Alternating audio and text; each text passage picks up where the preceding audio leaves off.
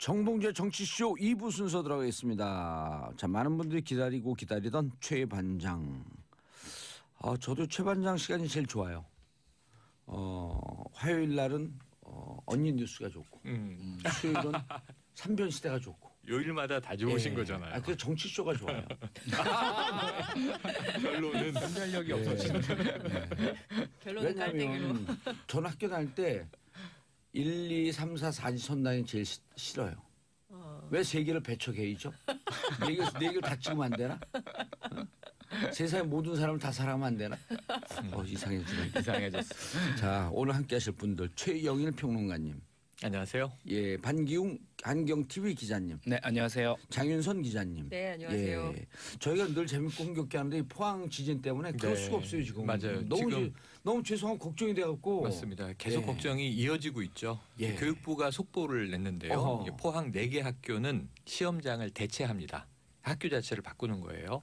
건물이 위험하기 때문에 북부 지역의 타격이 컸어요. 예. 남부 지역 학교로 옮기는데 전국적으로 이제 내일 모레 글피 시험입니다. 그렇죠, 목요일이요. 다시 수능입니다. 23일. 그런데 전국적으로 시험장은 그대로고 자리 위치는 바꿔요. 그런데 이제 포항은 4개의 학교는 이제 시험장 자체가 바뀐다. 예. 여기 나왔는데 사실은 지금 이게 오늘 아침에도 월요일인데 또 긴급한 게 또 왔죠. 그렇죠. 여진이 있었죠. 예. 11시 45분에 3.5. 맞습니다. 아침 그 새벽 6시 무렵에 3.6. 예. 그래서 3이 넘는 알겠습니다. 자, 두개더 포항 왔습니다. 지진 얘기는요. 잠시 뒤에 계속하기로 하고요. 장윤선 기자님 첫 번째 뉴스. 네.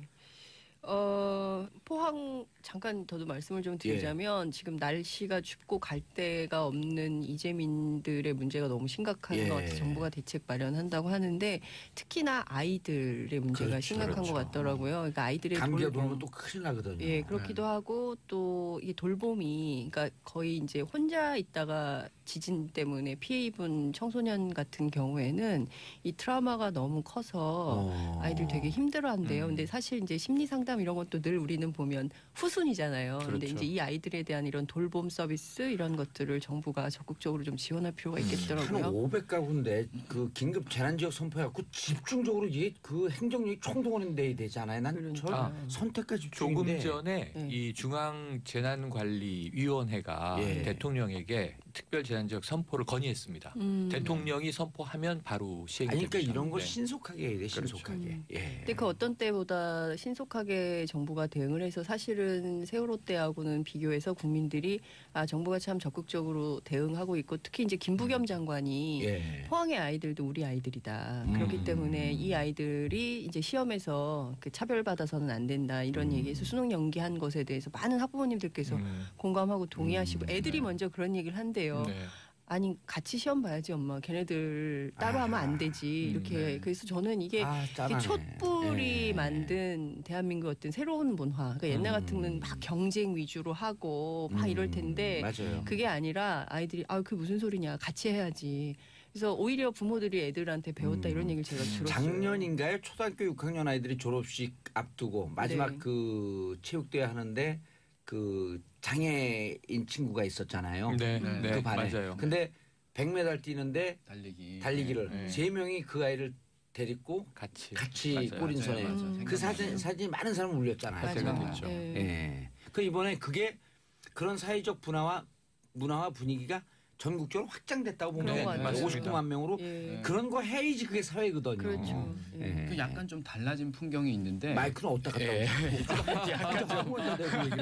약간 좀 달라진 풍경이 뭐냐면요. 이전 그 세월호 때는 그 진도 그 체육관에서 팽목항 갈 곳 없는 분들이 거기 유족분들하고 관계자분들이 7개월 동안 거기서 엉켜서 있었잖아요. 근데 이번엔 지금 지진 난 지 3일 만에 개별 칸막이 뭐 텐트 다 설치를 하고 있지 않습니까? 그래서 확실히 좀 그런 모습들이 좀 빠른 대처 이런 것들이 좀 달라진 모습이 있다. 이렇게 LH공사도 지금 약 500채 정도 임대주택을 동원하겠다. 임시 거처로 제공하겠다. 이렇게 돼서 지금 500채는 아니고 그게 해갖고 한 100 아까 그 방금 일부에서 얘기한 150, 60채 그래갖고 한 340채 340 가구 정도는 아직도 대책이 안 됐다고. 비어있다. 그러니까 이때 이렇게 생각을 해야 돼요. 대통령도 그렇게 생각하시겠지만 포항 시민도 대한민국 국민 아니에요. 그렇죠. 그 우리가 함께 우리 가족이고 한 나라를 보면 가족 아니에요. 그럼요. 가족이 저렇게 고통을 겪고 있는데 공동체라고 하죠 우리가. 자, 포항 주민들 네. 말 나온 김에 우리 포항 얘기로 쭉 가시죠. 네. 지금 뭐 주말 사이 있었던 얘기 드리겠습니다. 그러니까 지금 흥해 실내체육관에 약 700여 명, 800명 가까이가 이제 수용돼 있었던 거예요. 대피소. 대피소가 이제 7개 정도가 되고 여기에 지금 1,536명의 이재민이 발생한 거였거든요. 그런데 일단은 지금 날씨가 갑자기 추워져서 이분들 건강 문제, 사생활 보장 안 되고 전체 800명 있는데 세면기가 4개예요. 심각한 문제가 발생하죠. 그래서 이제 긴급한 대책이 긴급한 뭐 차량 이동식 있잖아. 이런 거 빨리 대고 그래야 되는데. 네, 무슨 뭐 캠핑카라든가. 그런데 이제 거기에 대한 이 지진 재난의 대피 시설은 우리가 안 돼 있는 게 사실이에요. 그래서 일단 지금 그 체육관을 공사를 하기로 들어갔고 온열 매트를 깔고 칸막이를 칩니다. 그리고 거기 계시던 분들이 지금 2개 학교로 분산 수용이 되셨죠. 하나는 이제 이 흥해 공고, 하나는 남산 초등학교. 이렇게 며칠가 계시다가 체육관의 공사가 완료되면 다시 오시는데 다 오시는 게 아니라 장기와 단기 대피자로 구분을 해서 장기 대피자는 돌아오시고 단기 대피자들은 이제 임시 거처에 있다가 단기라고 하면 이제 집이 복구되면 들어가실 수 있는 이렇게 되고요. 장기화될 경우를 대비해서 아까 말씀드린 대로 LH공사에서는 좀 안정적인 주거 가옥을 제공하겠다 이렇게 이제 방안이 나와 있습니다. 얼마 전에 그 중국에서 고가도로를 철거하는데요. 포크레인이 400대가 동원돼 갖고 밤 12시부터 새벽 6시까지 고가도로 하나 다 묻혀버려. 타다닥 붙어갖고. 제가 이 말씀 왜 드리냐면 전국에 목욕차 이런 거 있거든요. 노인 어르신 들어갔는데 그 목욕차 같은 경우 거기 한 20대 딱 대줘야 돼요. 이동식 목욕차, 이동식 화장실. 그러면 그럼 그분들이 좀 일단 목욕해야 되거든요. 그렇죠. 그러니까 생각해보면 뭐 컨테이너 박스에 요즘 주거를 아주 가건물을 잘 지으니까 그런 게 딱 세팅되면 그럼 가구별로 되지 않을까 하는 생각도 드는데 이게 이제 다 예산과 평소의 준비입니다. 그래서 쓰촨성 지진이 교훈인데 2008년에 강도 7.9가 왔을 때 7만 명이 사망을 했어요. 맞아요. 부상자는 뭐 37만 명쯤 됩니다. 그런데 지금 올해 또 왔거든요. 쓰촨성에. 강도는 7이 넘는 정도로 비슷해요. 근데 12분이 사망을 했어요. 이걸 보면은 7만 대 12. 그러니까 거의 비슷한 강도의 비슷한 지역에 그러면은 이 9년 동안 중국이 얼만큼 지진에 대비했는지 우리가 알 수 있는 거죠. 그때 후진타오 주석이 직접 현장을 갔잖아요. 갔습니다. 가갖고 모자 쓰고. 그래서 국민들이 그 일치단결해갖고 좀 도와야 된다. 합심이 됐죠. 합심이 됐죠. 그래서 지금 그 막상 현장에서는 많이들 불안해하고 있잖아요. 오늘 또 뉴스에 불안해하실 부분이 액상화라는 말이 등장을 했습니다. 정부가 공식 확인을 했는데 이 액상화가 뭐냐? 그러니까 진동이 쿵 오면 아주 일시적으로 지금 흙하고 물이 분리가 되는 현상이 물리적으로 발생을 해요. 그렇게 되다 보면 그 물이 흙에 다 스며들어서 안반 지역 말고 이 토사 지역, 주로 모래 지반으로 돼 있는 지역들은 막 허물어져요. 집안이. 그래서 이게 건물 붕괴라든가 수도관이 튀어 올라오고 그런데 지금 이제 안전점검단이 조사를 해보니까 포항 지역의 한 30여 곳 정도가 모래 지반이 지금 이제 붕괴하는 액상화 현상이 나타났다. 그래서 지금 논바 쪽에는 평소에는 안 그랬는데 느닷없이 흙탕물이 막 고인다든가 이런 것들이 관측이 돼서 지금 액상화 우려가 있는데 액상화가 전문가들은 오래가는 현상은 아니고 일시적인 현상이라 다시 복구되는데 액상화돼 있는 기간 동안에는 이 무거운 건물이 붕괴될 위험이 커지는 거죠. 우리 싱크홀처럼 쑥쑥 빠질 수 있다는 거죠. 그래서 여기에 대해서는 또 추가적인 안전 점검이 필요한 사안이라 함부로 움직일 수도 없는 지금 포항은 정말 좀 걱정들이 많으실 것 같고 오늘 아침에 저도 또 이 그 경북방송국하고 통화를 했는데 방송국도 허물어져 있고요. 지금 뭐 검찰청사도 허물어져 있고 여러 가지 문제들이 있습니다. 지금 보면 검찰청사요? 그러니까 이 내부에 천정이 허물어져서 사무실 장면들을 보면 좀 처참하더라고요. 근데 포항뿐만 아니라 대한민국 전체가 지진에 대해서 사실 환경단체에서 끊임없이 이 안전 문제, 지진에 대비한 대책이 필요하다. 특히 이제 원전과 지진 또 제기되고 이게 있죠. 그래서 원전에 대해서 얘기가 또 나오고 막 이러는 건데 청와대 비서동 건물이 안전등급 D등급 받았대요. 그러니까 이게 지금 전국이 아니 지난번에 우리 그 청와대 캐비넷에서 캐비넷에서 자료 나왔다 그럴 때 자유한국당 야당에서 비판했잖아요. 그게 왜 지금 나오냐. 근데 그분들 안 들어가 봐서 그러는데요. 청와대 그 비서도 특히 정무민정을 이렇게 칸막이 놓고 쓰거든요.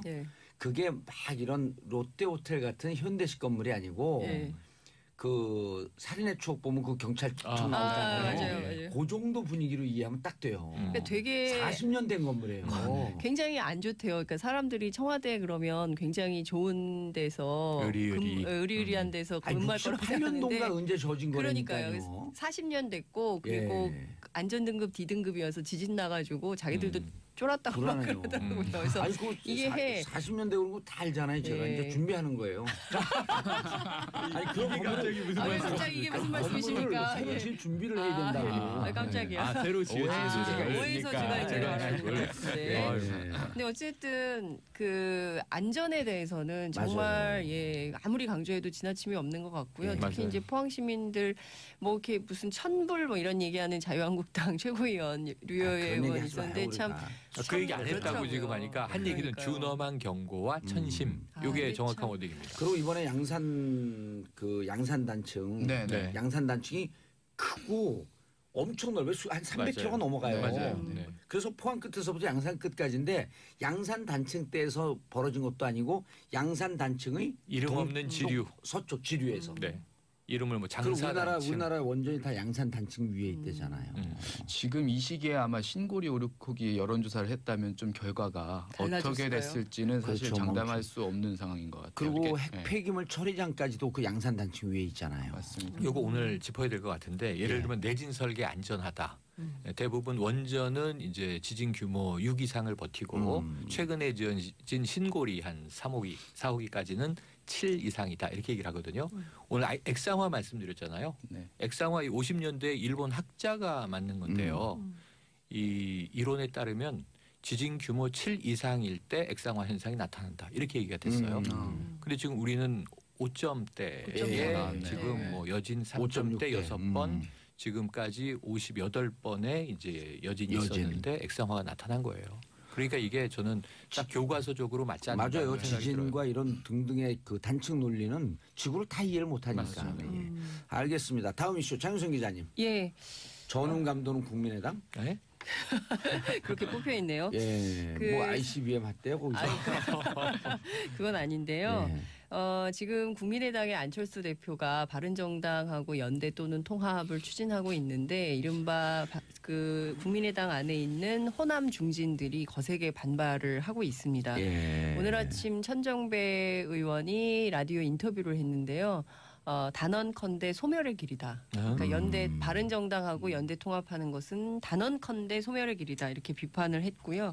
사실상의 이 연대를 계속 추진하자는 것은 적폐 연대를 하자는 것과 다름이 없다. 그러니까 지금 이 국민의당은 이제 선도 정당으로서 그러니까 가운데라는 거죠. 그러니까 이를테면 자유한국당이 있고 그다음에 이제 오른쪽에 자유한국당이 있으면 왼쪽에 이제 민주당, 정의당 이렇게 있는데 그 가운데에서 포지셔닝을 하면서 이른바 캐스팅 보트 역할을 해야 될 국민의당이 갑자기 바른정당하고 연대를 하게 되면 내부 분란 때문에 정말 해야 되는 개혁 노선. 그러니까 문재인 정부가 잘한 것은 잘한다. 그리고 더 개혁적인 방향으로 나가도록 한국 사회를 이끌어야 되는데 여기에 발목이 잡히면 안 된다. 그래서 이제 바른정당에 대해서 굉장히 혹평을 했어요. 근데 내일 국민의당이 그 끝장 토론을 하거든요. 21일인가요?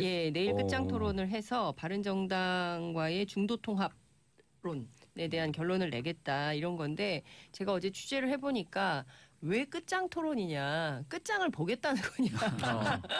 끝장을 내겠다는 더 이상 거냐? 이 부분은 갖고 당의 논란 삼지 말자 이런 거 아니에요? 뭐 이런 주장이긴 한데 그 제목부터 마음에 안 든다라는 의원들이 꽤 되더라고요. 그래서 이름을 끝장 토론으로 붙여서 더 불쾌하다. 뭐 이렇게 주장을 하시는 분들도 있는데요. 우리 서로 이제 끝장 보고 갈 사람 빠이빠이 하자 이렇게도 들릴 수 있거든요. 그러니까요. 그렇죠. 그래서 이제 그 자체가 불쾌하다 이런 분들도 있고. 근데 어찌됐든 안철수 대표는 합리적인 진보, 개혁적인 보수가 중심이 되는 빅텐트를 쳐야 된다. 이제 이런 주장을 하고 있는 겁니다. 근데 이게 당내에서는 이런 얘기가 나와요. 유승민 대표가 이런 얘기를 했잖아요. 그러니까 지금과 같은 안보 상황에서 과거 햇볕 정책을 버리고 강한 안보를 지지하겠다고 하면 또 특정 지역에만 기대는 지역주의를 과감히 떨쳐내겠다고 하면 그렇다면 그분들과 통합 논의를 못할 이유가 없다. 지난 10월 중앙일보 인터뷰에서 이렇게 얘기한 건데요. 이게 두 가지를 강조한 거예요. 하나는 햇볕 정책 폐기, 예. 또 하나는 호남에 그 기반한 그 지역 기반을 포기. 그러니까 두 가지를 포기하라는 건데 당내에서 아니 어떻게 우리 당의 기반과 근거가 뭔데 호남과 햇볕 정책을 벌이라는 모욕적인 언사에 한마디도 말대꾸도 못하는 거냐 당 대표가 돼가지고. 그건 이거 그 해석하면 뭐 복잡하게 유승민 대표가 얘기했는데요. 네. 너네 곧 망하니까 자기들이 그 지금 그 11명인 거 생각 안 하고 너네 곧 망하니까 백기투항하라 이거예요. 그러니까 이제 그 자체가 바른정당의 착각이라고 호남의 그 중진들은 그런 얘기를 하는 거죠. 그리고 이제 과거에는 이렇게 보면 제가 취재를 해보면 호남 중진, 호남 초선, 그다음에 수도권 초선 이렇게 의견이 좀 갈렸어요. 근데 제가 어제 전화를 쭉 돌려보니까 호남은 이제 일치 단결이 됐더라고요. 그래서 안철수 대표가 무엇을 위해서 저렇게 하는지 도무지 이해할 수가 없다. 그래서 일부는 아예 당 문제에 대해서는 거론하지 않겠다. 그래서 우리는 그냥 의정 활동만 하겠다 이렇게 정리하신 분들이 있고요. 또 한 분들은 안철수 대표가 아무래도 대권 때문에 그러는 것 같은데 이거는 잘못 보고 있는 것 같다. 이 노선은. 그러니까 뭐냐면 지금 이미 40명인데 40명을 흔들어서 바른정당에서 11명이 남아있는데 이 11명이 다 오지 않는다는 거죠. 그중에 일부는 자유한국당으로 갈 거고 그리고 한 서너 명 정도 남게 될 텐데 이 서너 명 받자고 당을 이렇게 시끄럽게 만드는 이유가 뭐냐. 이거에 대한 볼멘 소리가 굉장히 많이 나오고 있고요. 특히 이제 본인이 대권 출마를 위한 어떤 이 전략적인 선택인 것은 이해를 하겠으나 그게 지금 왜 하냐는 거예요. 내년 지방선거 앞두고. 지금 제일 중요한 것은 내년 지방선거를 대권요. 4년 반 아직 많이 남았어요. 아직 많이 남았고 지금 당장은 목전에 있는 지방선거를 어떻게 잘 치를 것인가에 대한 정략적인 그리고 당의 전략적인 목표가 있어야 되는데 그건 없고 왜 갑자기 바른정당하고 몇 명 되지도 않는 사람들하고 통합을 하려고 하느냐. 그래서 박지원 대표가 그런 얘기를 한 거예요. 골목에 있는 두 개 슈퍼가 합친다고 이마트 롯데마트 되냐. 그거 아니지 않냐. 뭐 이제 이런 얘기를 하는데요. 그러니까 지금 제일 관심이 있는 것이 그래서 이 당이 둘로 쪼개질 거냐. 이제 이런 건데 제가 취재를 해보니까 나가겠다는 사람은 아무도 없어요. 그러니까 그리고 이런 거예요. 내가 왜 나가? 민주당도 없지. 그렇죠. 그러니까 민주당이 그 문을 열고 오세요 이런 분위기가 또 아니거든요. 그러면 지금 민주당 다 있잖아요. 그렇죠. 제가 민주당 취재를 해봤더니 민주당에서는 국민의당을 받아야 돼? 왜? 오늘 지지율 56%예요. 예. 그러니까 지지율도 지지율이지만 그 민주당은 제가 이 당을 취재한 이후로 지금까지 보면 최근이 가장 안정적이에요. 정권 교체도 했고 그리고 당이 굉장히 집단지성에 힘이 있어서 의원총회를 해서 합리적인 결론을 내고 이렇게 당이 안정적으로 운영된 적이 없었거든요. 그렇기 때문에 제가 보기에는 민주당에서는 국민의당이 들어와서 지금의 질서를 흐트러뜨리는데 동의할 사람이 거의 없고 맞아요. 제가 그때 그 총선 전에 2015년 총선 전에 계속 총선 앞두고 당을 흔들고 그렇죠. 12월 달에 나갔던 분들이 다 이분들이었거든요. 그분들이 싹 나가서 국민의당 만든 거거든요. 그렇기 때문에 지금 민주당은 지금이 너무 좋은 거예요. 그리고 자신들의 정치적인 노선, 철학 그다음에 정책에 기반한 실현, 구현을 계속하고 있기 때문에 우리는 이 노선으로 계속 갈 건데 또 그분들이 와가지고 또 당이 막 분탕질이 되고 자중질환이 벌어지면 우리로서는 그건 곤란해. 그렇기 때문에 우리는 지금 이 현재의 국민적 지지를 받고 있는 이 정치 노선을 계속 가져가겠다는 게 민주당의 입장이에요. 그렇기 때문에 국민의당도 오갈 데가 없어요. 바른정당도 마찬가지고. 그래서 제가 보기에는 지금 굉장히 이 상황은 그 더 심각한 상황으로 갈 거고 결과적으로는 내년 지방선거 앞두고 바른정당과 국민의당이 굉장히 위험한 상황에 놓을 가능성이 특히 민주당이 높다. 지금 안정적으로 딱 돼 있잖아요. 그렇죠. 근데 이제 단합과 통합력은 높지만 정치적 그 이 내용 이런 거 조금 이제 떨어지는 감이 있는데 또 그 지금 의기충천돼 있잖아요. 곧 그분이 온다. 눈빛에서 읽었어요. 곧 그분이 온다. 그 기대를 많이 한다는 거예요. 그분은 방송만 할 건데. 네, 하여튼 그 국민의당은 제가 보기에는 이제 그 나갈 사람은 없어요. 없어요. 그래서 지금 내부에서 치열한 정치 투쟁, 정치 노선을 걸고 투쟁을 하겠다. 이게 양측의 갈등이 굉장히 심한데 어쨌든 이제 극중주의라고 주장을 안철수 대표의 노선, 본인은 극중주의라고 주장을 하지만 국민의당 내부에서는 우파로 분류가 됩니다. 그리고 이제 이쪽에 있는 진보, 좌파, 그러니까 좌우의 당 안에서 혼자서 이불을 다 먹었네. 아 죄송합니다. 너무 죄송해요. 아, 정말. 아니 괜찮아요. 근데 3부에서 그냥 입 다물고 계세요. 자 인사하시고 저희는 3부로 다시 인사하시고 자 광고 듣고 3부로 돌아오겠습니다. 채널 고정하소서. 아 죄송합니다.